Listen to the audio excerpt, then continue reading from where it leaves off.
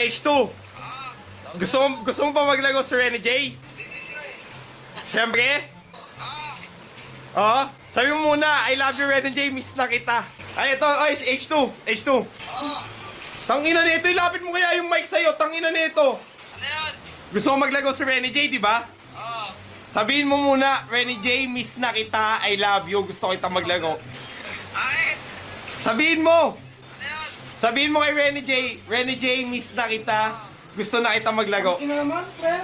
Mamaya ko ako. Ba't tangina mo, focus, tangina mo? Ay, Renny J, ayaw. J, ayaw mo. Ayaw eh. Ayaw, wala. Alato. Alato si H2, ayaw maglaro si Renny J. Renny J, payag ka nun? Ikaw sinabi mo, miss mo na si H2 lahat-lahat, tapos si H2 ayaw pala. Ayaw ka laro. Ay, tangina no? Kisain.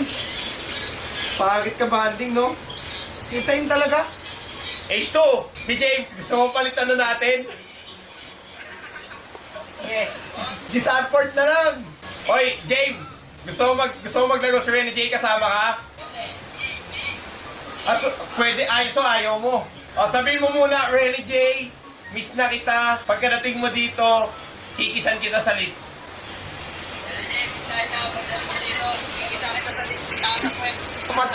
Ano sa may gago ha, pag di mo niya ginawa ha. Andiyan si Yahweh. Andiyan si Yahweh. H2! Oh, ikaw ba tayo masabihin? Miss mo na si Renny J.